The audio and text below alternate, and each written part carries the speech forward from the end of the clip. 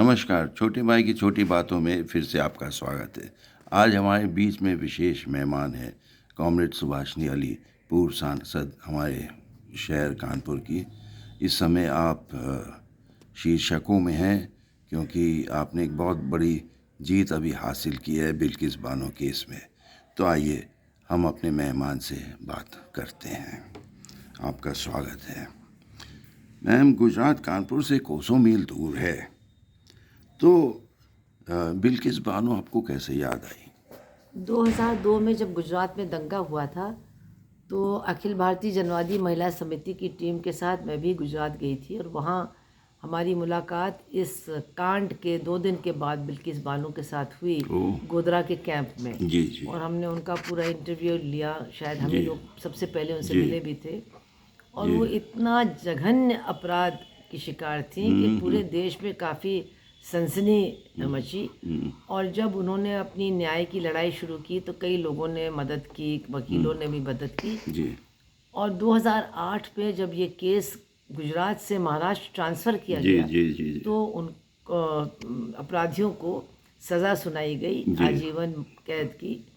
उसके बाद हम लोगों को लगा कि शायद न्याय हुआ है कम से कम एक केस में, उस पूरे नरसंहार में। जी लेकिन जब 2022 के 15 अगस्त को जी जिस समय प्रधानमंत्री दहाड़ रहे थे कि महिलाओं की इज्जत और जी जी जी सुरक्षा को वो सुनिश्चित करेंगे, ठीक उसी समय ये 11 अपराधी गुजरात सरकार द्वारा छोड़ दिए गए, जेल से निकले और उनका भव्य स्वागत हुआ। जी जी जी। तो बहुत माला ही पहनाए गए, बहुत लड्डू बहुत खिलाए बहुत गए। बहुत गुस्सा आया। जी जी और फिर जब बिल्किस बानो ने कहा कि क्या न्याय का अंत हो गया है, तो हमारे जैसे तमाम लोगों को सोचने पर ये मजबूर किया कि आखिर हम लोग क्या कर सकते हैं।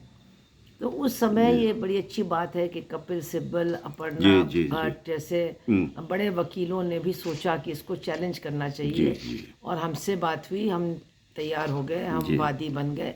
और हमारे साथ रेवती लाल और रूपरेखा वर्मा जी भी वादी बने। और हमारा जो पिटिशन था वो दर्ज हुआ। उसके बाद फिर और लोग भी इसमें शामिल हुए। और सबसे बड़ी बात है कि बिल्किस बानो भी अपने वकील के माध्यम से आई कोर्ट में। और उन्होंने भी कहा कि मैं भी इस ऑर्डर को चैलेंज करना चाहती हूँ। मैम, इस फैसले से देश और राजनीतिक दलों को क्या संदेश जा रहा है? देखिए, इस जो वैसे तो बहुत आए हैं फैसले सुप्रीम कोर्ट के, लेकिन बहुत दिन के बाद एक ऐसा फैसला आया जो सरकार के खिलाफ था, बीजेपी की सरकार के खिलाफ था, और जिसने बहुत कड़वी सच्चाइयाँ उस सरकार के बारे में जाहिर की। तो उसका जिस तरह से स्वागत हुआ है, चारों तरफ जिस तरह से लोगों ने फैसले का स्वागत किया है, तमाम लोगों ने, जो लोग याचिका करता थे उनको बधाइयाँ दी हैं हर चैनल पर। इवन जो मेन स्ट्रीम चैनल्स हैं, जिसको गोदी मीडिया कहते हैं, उसमें भी हम लोगों के इंटरव्यू आए। मतलब ऐसा लगा कि तमाम लोग बलात्कारियों के खिलाफ हैं और उनको संरक्षण देने वाली सरकार के भी खिलाफ है। तो ये एक बहुत ज़बरदस्त बात है जो हम लोगों ने महसूस की है इस फैसले के बाद। जी, जैसे आप कह रही थी, सरकार महिलाओं की सुरक्षा के बारे में बातें करती रहती है, लेकिन अनेक कांड हुए इन्हीं के सरकार के कार्यकर्ताओं के, जैसे कुश्ती कांड और बीएचयू में जो स्टूडेंट्स थे, उत्तराखंड में गेस्ट हाउस का जो था, और अब तो ये खैर सबसे सनसनी रहा। तो क्या इससे लगता है कि इन जैसे लोगों को सुरक्षा का भी एक कांड है।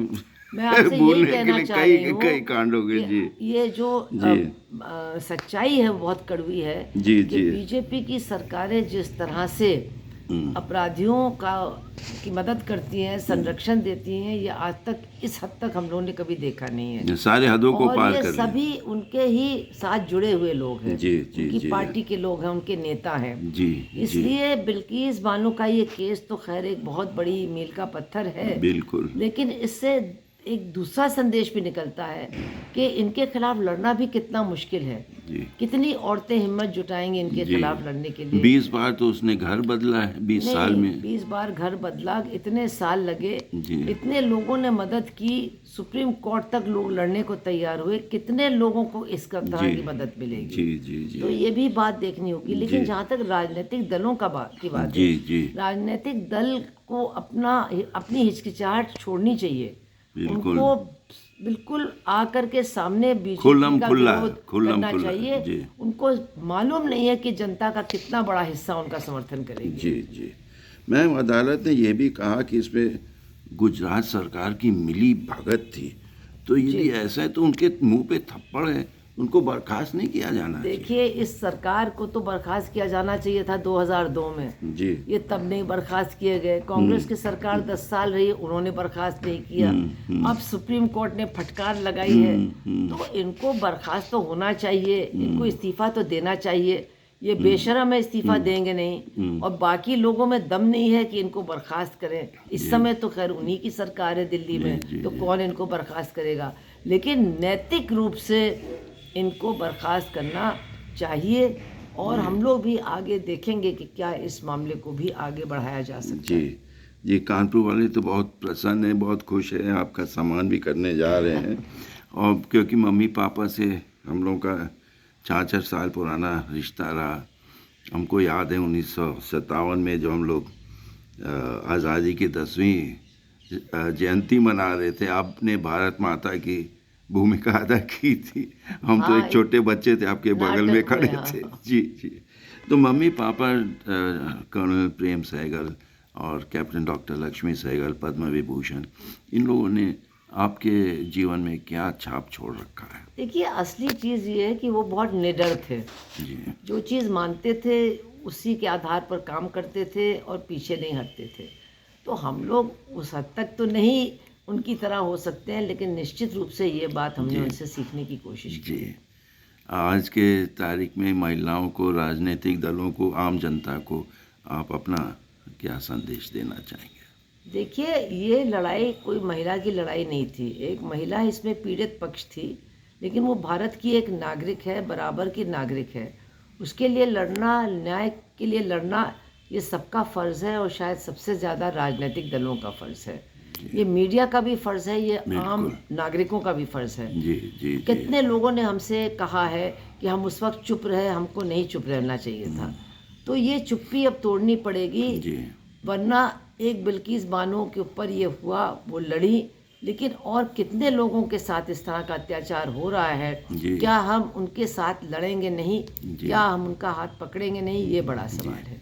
बहुत बहुत धन्यवाद हम लोगों से बात करने के लिए। आशा करते हैं आपका ये संदेश बहुत दूर दराज तक जाएगा। जैसे आप लोग कहते हैं, जय शुक्रिया। जय जय हिंद, जय इनकलाब जिंदाबाद। जय हिंद। जो सुभाष चंद्र बोस के जय Hind. Secretary, he was the one who, हाँ, आबिद हुसैन। आबिद हुसैन, उन्होंने पहली बार जय हिंद प्रयोग किया। बहुत बहुत धन्यवाद। Thank you.